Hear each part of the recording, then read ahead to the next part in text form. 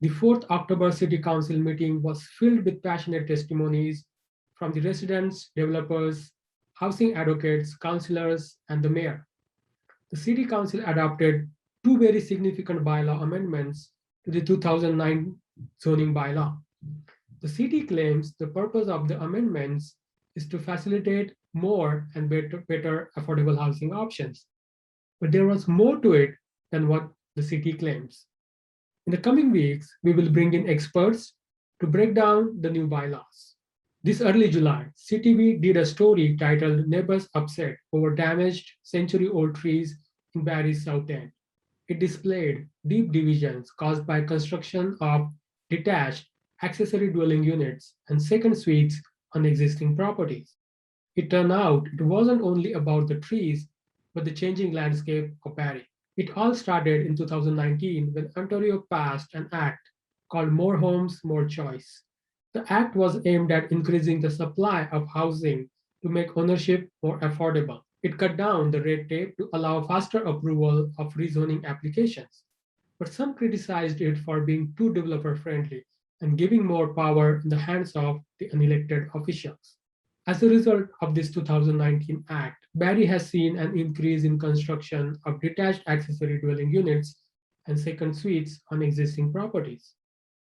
After the CTV story broke, more residents organized themselves to stop these new developments and eventually new people coming into their neighborhoods.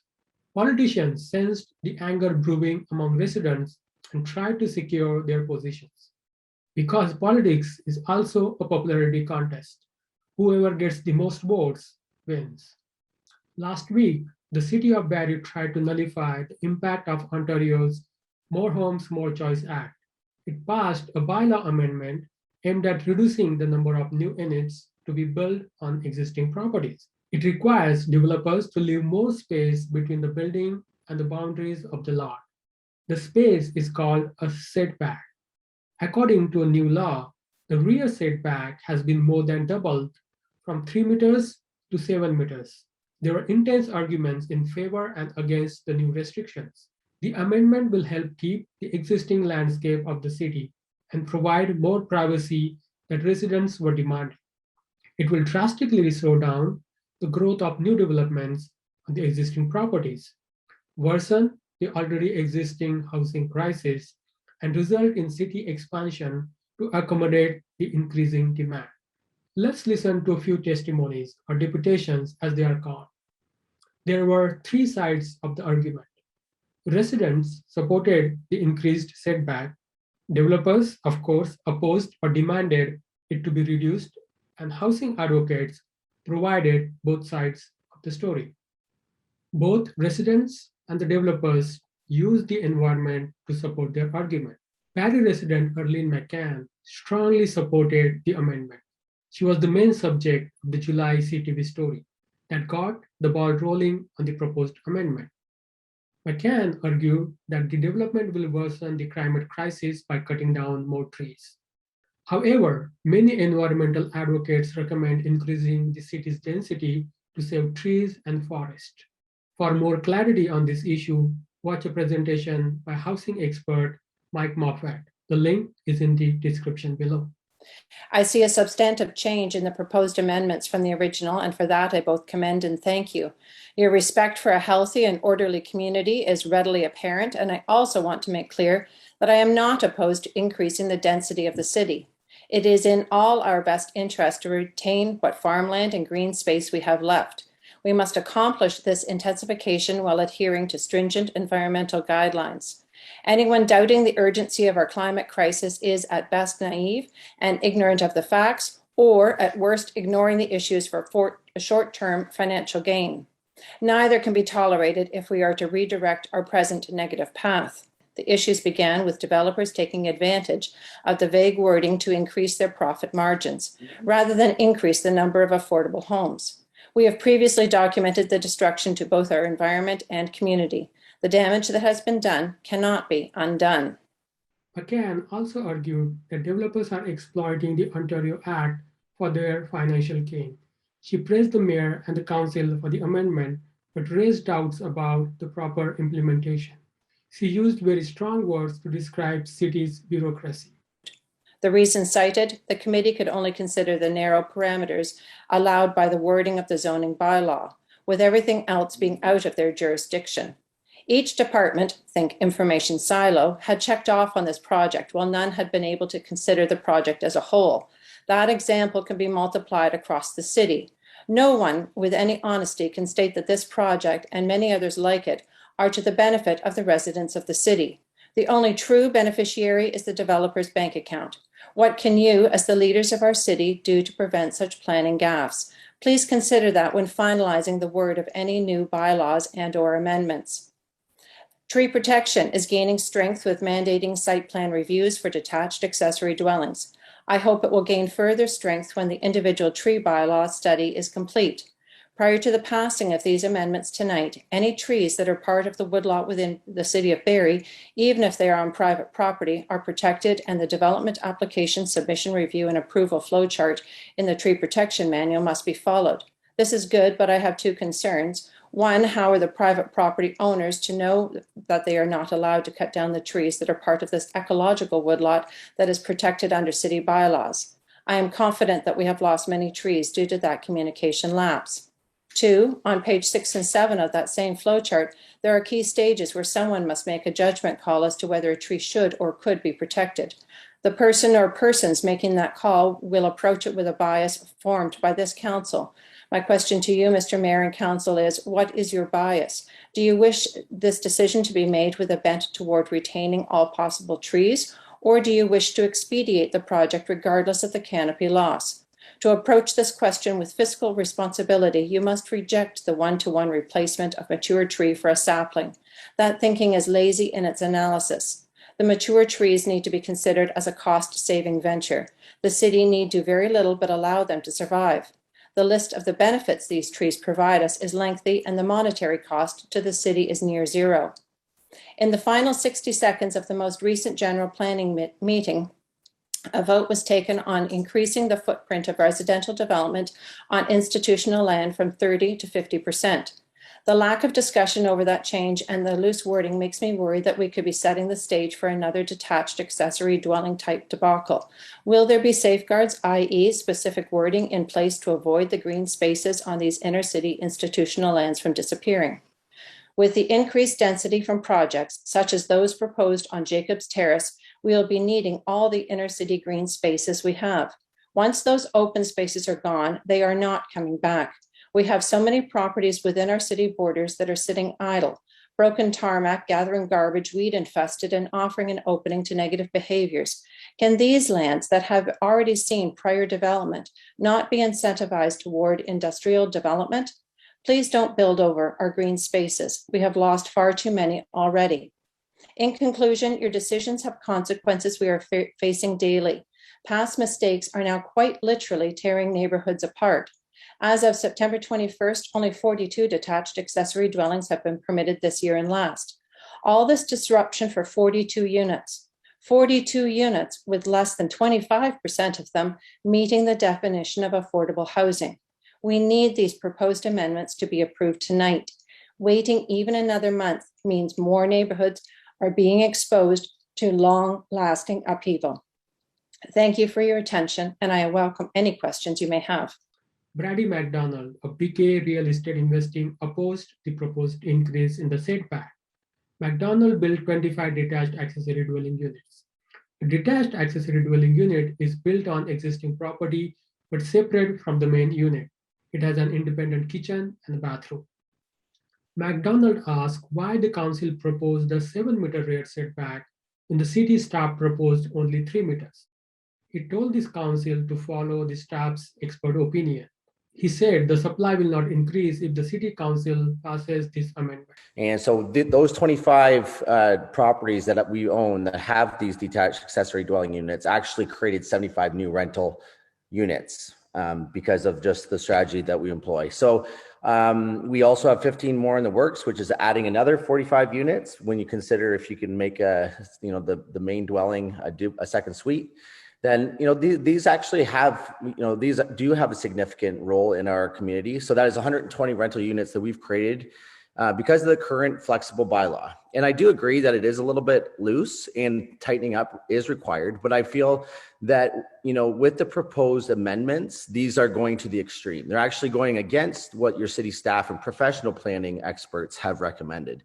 So as Michael suggested, I would also highly recommend that we go back to the 3-meter rear yard setback. This is something that is significantly higher than what we current are, but so this should appease the people that don't want these in their backyards, the neighbors, but also give us, the developers, the ability to actually implement these. How are we supposed to increase our supply and densification if we need to build these detached accessory dwelling units to the exact same standard that a new house is required to build to? I think Michael had a great points along with that line as well. The map, it was very interesting that, at the last meeting you guys had, the request was to change the map as to show, which lots in the city could actually have these. It was interesting that staff created a minimum square footage of 188 square feet. I'd like to ask the question, has there ever been a detached accessory dwelling unit at that square footage? Has there ever been a second suite built to that square footage? Absolutely not. It takes 50 square feet to create a bathroom. That leaves 133 square feet for the kitchen, bedroom, and utilities. And this 188 square foot is likely exterior dimensions. Okay. So the reality of that map being relative or actually accurate is completely dismissible. So I would, use my average. So all the ones that we've built, say 600 square feet, run the map. I can guarantee you that you will see a sea of red, and there'll be limited properties throughout the city that will actually have these built. No basements. The idea of not allowing basements because they'll disturb roots more than a slab on grade. I can tell you I'm an arborist by trade, and regardless of the excavation, you have to remove all the soil on the top, which is where 90% of all roots are. The sewers and water lines that the city requires us to put in is just as invasive or more invasive than the buildings themselves. Okay. On to servicing. These are hard costs regardless of the size of the unit. So, and these costs are $25,000 to $30,000 to do any size unit. So if you think that anybody is going to build a tiny house that's 188 square feet, that is just not going to happen. It's just the hard costs are just too great for, what you could get out of it. Lastly, supply and demand. We've heard a lot about everybody, on the committee was talking about affordability, but we cannot deny that we have an equal supply issue that directly that affects affordability. By voting in support of these proposed amendments, you're directly voting to lower the supply of rental housing options within the city of Barrie. And just in closing, I truly hope that you guys consider the ramifications in implementations, like the 120 units that we will have created because of these will not happen again. And then we really need to consider who are the people in the community that are actually creating housing. It isn't policymakers. It isn't the backyard NIMSYs. It's the investors, the developers, and we can't help with the affordability and supply issue if policy doesn't allow us. So as you know what, I support exactly what Michael says. I oppose these amendments. We need to get back to something that's realistic and that still allows these developments within the city. Thank you. Another local realtor, Colby Marshall, also questioned the map used by the city staff for the analysis. He opposed the amendment. He argued that the 7-meter setback will decrease the supply and make rent unaffordable. Mapping is very misleading as it's based on detached suites the size of 188 square feet. This is less than 50% of what Barrie's minimum unit size is. If you were to use Barrie's current minimum size of 376 square feet, how many lots would actually be eligible? Our company's minimum size for detached suite is 500 square feet. We refuse to build anything smaller than 500 square feet because we believe people deserve a full kitchen, a full bathroom, and somewhere to put a bed. The next point is unaffordability. We keep hearing that detached suites are not affordable. CMHC defines affordable housing as 30% of the average household income in a city. On the CMHC website, the average household income is $96,915. This would mean affordable rent is $2,422. Through my due diligence, I have found the average garden suite rents for $1,900 per month. This is 22% below what CMHC deems affordable in the city of Barrie. Adopting the amendment for a 7-meter rear yard setback will make rent less affordable. My next point is lack of supply. The main reason rents are so high is due to the lack of supply. By creating the 7-meter rear yard setback, which is over double what staff recommended, you will hinder the creation of not only detached suites, but also second suites. When you have 3 units on one property, it keeps the rent on all 3 units affordable. The average detached home price in Barrie came close to $900,000 in September. If we can only create second suites with these current home prices and current building material costs, I will predict rent hitting $3,000 per month in the very near future. This $3,000 per unit is what it will cost to turn a single family home into a 2-unit dwelling. And that $900K will take the money to convert it to a 2-unit dwelling.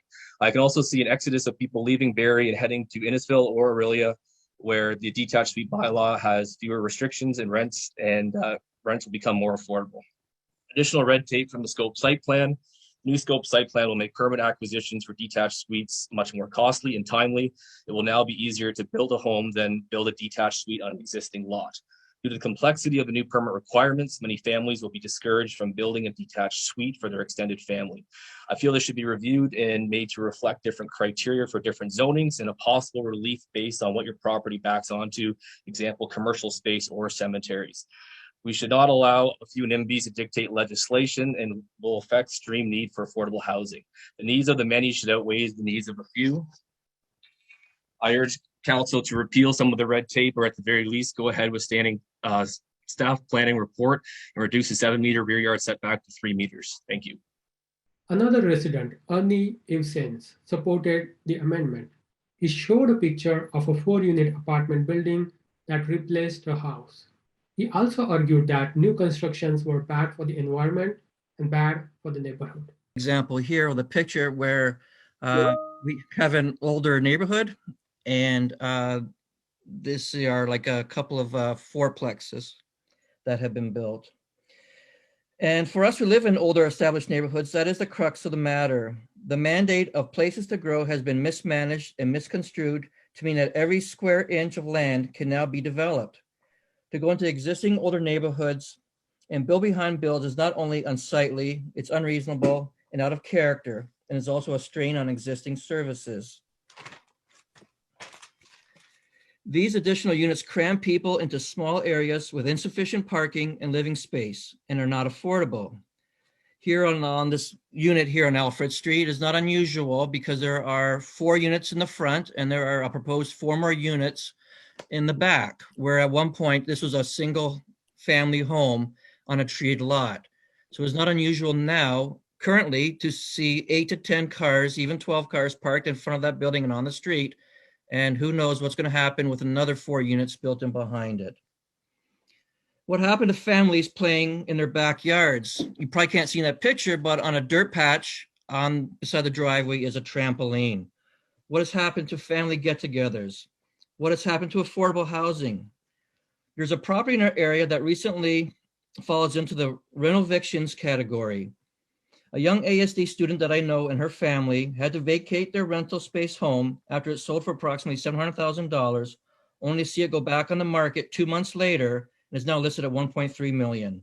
Is this fair to this family, working class people who had to leave their rented space and change schools and having to leave Barrie because they can't afford a new place in the area? Barrie is currently 3rd highest rental prices in Canada. Opportunities to minimize sprawl, such as building 40 towers beside the South GO station instead of current townhouses that are being built there.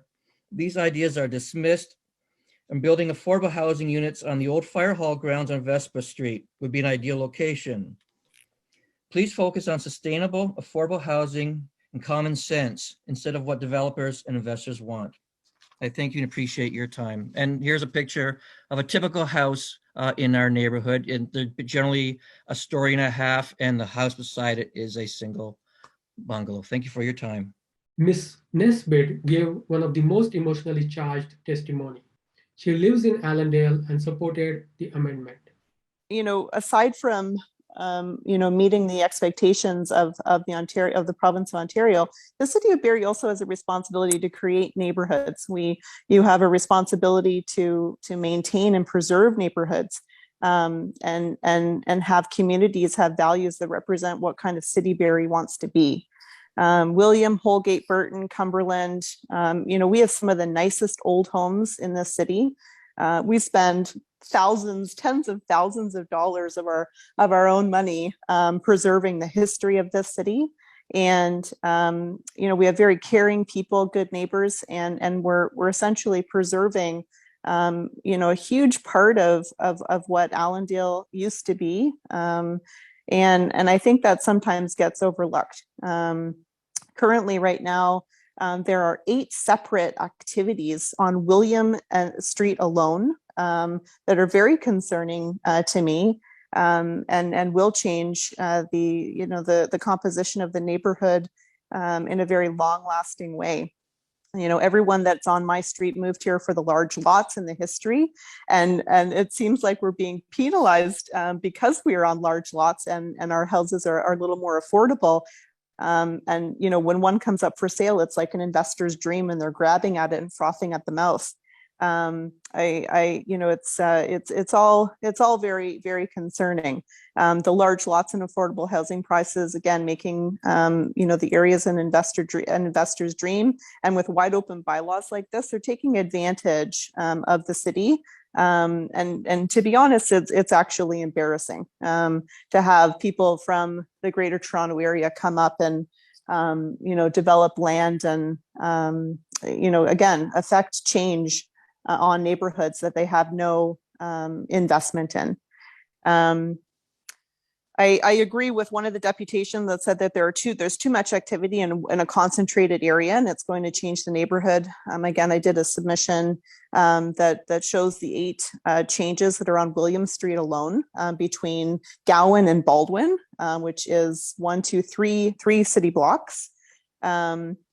The issues that concern me, again, like someone eloquently said, I think it was Kathy, that the new second dwellings don't fit into the historic neighborhood. There's no consideration given to that.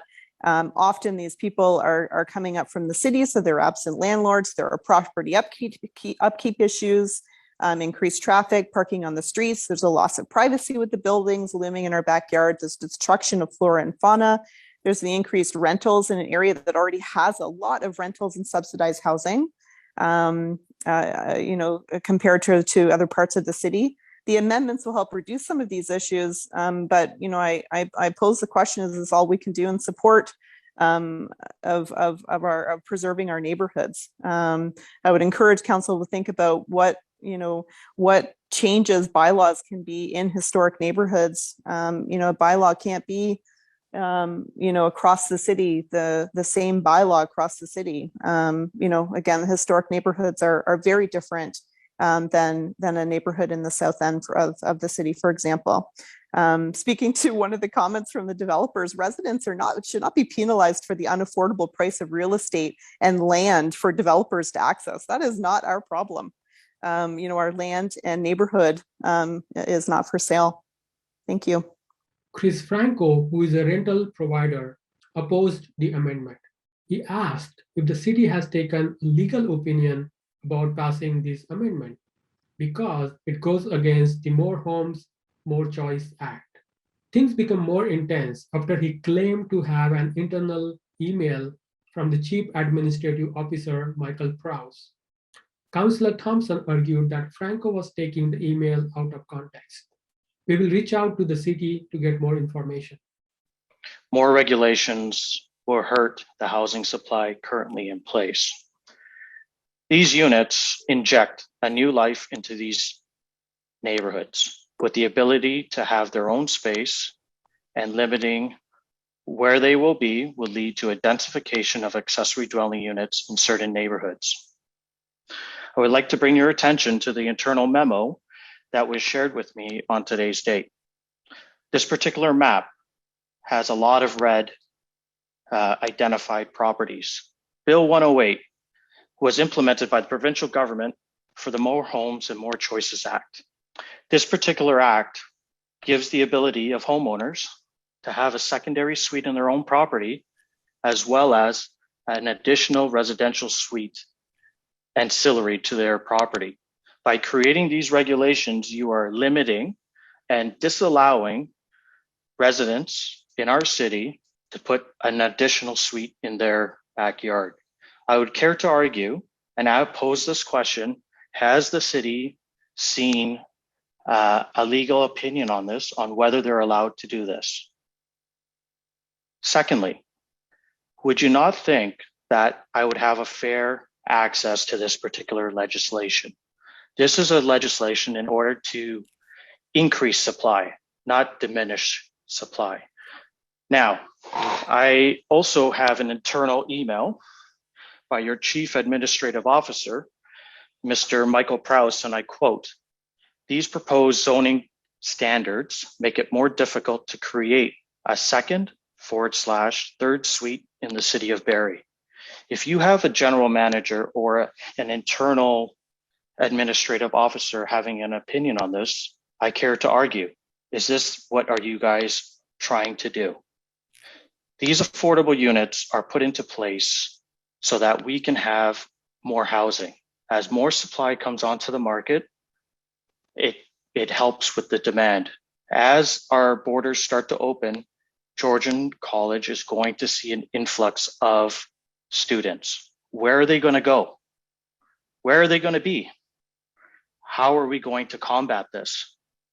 I will care to argue that if you impose these bylaw restrictions to create less units on our space, we're going to see more problems arise in the next year. I will leave you this with my opinion, and I thank you for taking the time to listen. Thank you very much. Okay, thanks very much, Mr. Franco. Any quick questions of clarification? Councillor Thompson? Thanks, Mayor Lehman. Just for some clarity, Mr. Franco, you made a comment, and I just think it was taken out of context that our CAO did not give you an opinion, and in that internal email, you had made a comment and he was responding to it. And the people watching tonight don't know about that email. So I just think that your comment was out of context. And I don't think that's appropriate to say that he is not giving you his opinion. He was just stating a fact on the comments you had made previous. And he sent you the link to the appropriate governing body that would deal with your concerns. That's all for me.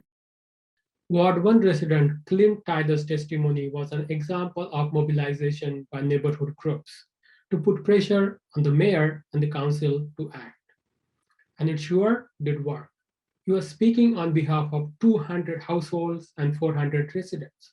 In the last municipal election, only 30% of the eligible voters cast their ballots. It is no secret that older people tend to participate more in the elections, in the local elections, than the younger generation. For example, Ward 1 Councillor Claire Ripma won by only 152 votes in the 2018 election. He had lost the 2014 election.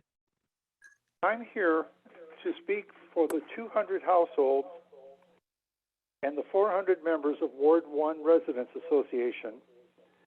We began this Residents Association only 4 months ago. We have grown so rapidly because of the level of concern in the neighborhood regarding the threats to the quality of life that is being posed by the influence of rental properties. To begin, I am here tonight to applaud you and the elected representatives present in recognizing the threat the initial affordable housing plan posed to the neighborhoods in Barrie.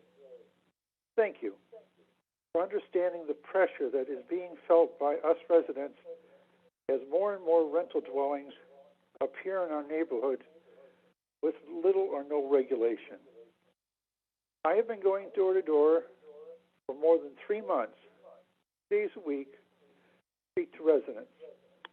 Of the 300 homes I have visited, only one individual spoke in favor of the second dwelling in the backyard.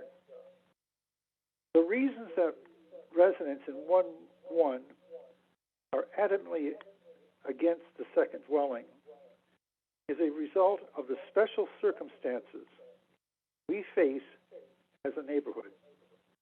There are 4 factors that intertwine to cause the current alarming situation.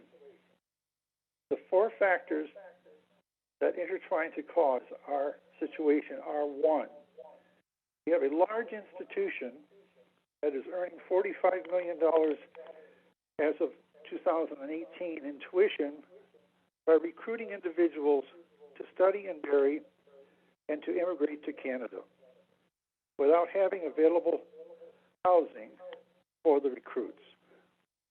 The recruits, many of whom intend to immigrate to Canada, accept the poor housing conditions of living with up to 13 in a house and paying $650 each per month because of their desire to immigrate to Canada. A poor way to welcome new people to our country. We support the institution's goal of providing job training for our community, but not that of recruiting more and more students for whom they do not have adequate housing. It is doing irreparable harm to our neighborhood. This does relate to second dwellings. The presence of the thousands of international students and potential immigrants has spawned a boarding house rental industry. Realty companies are advertising throughout central Ontario of the potential to earn significant return on investment by buying into the international student rental housing industry in Ward 1. Number 3, there is no proactive enforcement of bylaws in Barrie. A resident whom I have talked to literally hundreds, I've had people just weep while they were telling me their story. They must call and plead and beg to have bylaws enforced. I have documented evidence of this. Investors know that they are not going to be monitored by the professionals of the city, but by neighbors only when the situation becomes intolerable. Given the current pressures regarding rental housing in Ward 1, the plan was presented to allow, in quotes, affordable second dwellings in the backyards. It caused great alarm. It is evident the absentee landlords would welcome the opportunity to build more rooms to rent in their own backyards and thereby increasing their return on investment. It has been stated to council by developers themselves that the proposed dwellings will not be affordable housing, with rents from $1,800 to $3,200 a month. But most likely what it will be is a number of individuals each paying $600 to $700 each, which will quickly raise the amount of money they can collect as landlords. Mr. Mayor and Council, you had given us hope with the passage of the pilot project regarding licensing of rental properties in a designated area that I live in. Then the second plan about dwellings, second dwellings, just take away this hope. But fortunately, you, body, have recognized our plight and have, within what is possible to do, proposed bylaw revisions that help to protect our neighborhood from too much further exploitation by those only interested in profit and not in the common good. The Ward 1 Residents Association supports the proposed revised bylaws, which provide a 3-meter separation on either side of the dwelling, a 7-meter separation from the back property line. The separations will give the neighbors and tenants some living space. Recreate, not just survive in a box in a backyard for shelter. The restriction on not permitting basements assures that the environmental impact will be lessened regarding the floor in the neighboring yards. And we as an association thank you for your courage to place your residents first. A testimony by Jennifer Van Gennip was one of the least biased and more fact-based. We are also aware that there are residents in Barrie that have had a very negative experience, as investors have taken full advantage of the new legislation and made some building choices that exploit the new provisions to maximize profit and certainly seem to be outside the stated intention of the Act. The first paragraph of the More Homes, More Choices Act reads, "The Government of Ontario believes that increasing the supply of housing will help every person in Ontario by making housing more affordable. Many will be able to realize their dream of home ownership, while renters will see lower costs and a mix of housing types to choose from." There seem to be many competing agendas at play regarding this set of bylaw amendments, including profit margins, tree protection, parking, and neighborhood character preservation. While some of the amendments and the amendments to the amendments get well into the minutiae of setbacks and height restrictions to appease these other agendas, we urge Council to remain focused on how the affordable housing proposed zoning bylaw amendment promotes the creation of affordable housing. We are in an affordable housing crisis. As we have said before, converting basements and attics into apartments, backyard tiny homes and garden suites, and other creative ways of adding additional small footprint housing on existing lots in established neighborhoods are really great ways to create affordable housing options in our city. Bylaw amendments that limit accessory dwellings to 1 story and reset the minimum square footage to align with the minimum set out in the building code both seem like ways to help encourage smaller accessory dwellings. One would hope that these would therefore in turn be more affordable. These adjustments, along with slightly increased setbacks, will hopefully also quiet some of the NIMBYism that can surround these projects. Property owners that want to build a basement for their accessory dwelling or have a different size setback can apply for a variance, as always, and a decision can be made on a case-by-case basis if excavation, etc., will be harmful. We would caution that setbacks that are too large will severely limit the properties that are eligible, and we are curious how many properties are disqualified when the rear setback is 7 meters compared to the 3 meters suggested by staff. As an Alliance to End Homelessness, one of our priorities is advocating for adequate rental options for low-income households. Despite the opening paragraph of the More Homes, More Choices Act that I just read, there is mounting evidence that increasing the supply of housing does not bring down housing prices and certainly is not guaranteed to result in lower rents for lower-income households. In 2019, the county reviewed rents of second suites across the county that were not subsidized by grants through the county, and they found that less than 25% are renting at the provincial definition of affordable, which arguably is already too high of a threshold. We expect that the 2021 review will find that percentage of qualifying affordable units has dropped even further. Just because a housing unit costs less to build does not mean it will cost less to rent. Investors are attracted to the buy-to-rent market when returns are higher than in a more traditional stock portfolio. It's a wealth-building strategy. While we're not opposed to building wealth per se, we do take issue when it impacts the right to housing of our neighbors. When housing is hoarded, what we all understand as the basic economic theories of supply and demand don't seem to apply in the same way.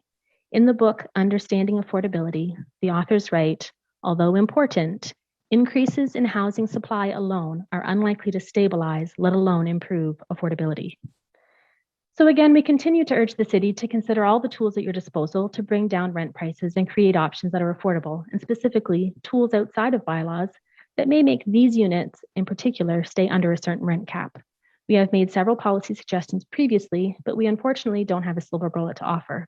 However, we do believe that good city planning provides affordable housing options across the income spectrum of the people who live there. Some factors fall to the federal and provincial governments, but of the 444 municipalities in Ontario, only Toronto has higher rent prices than Barrie.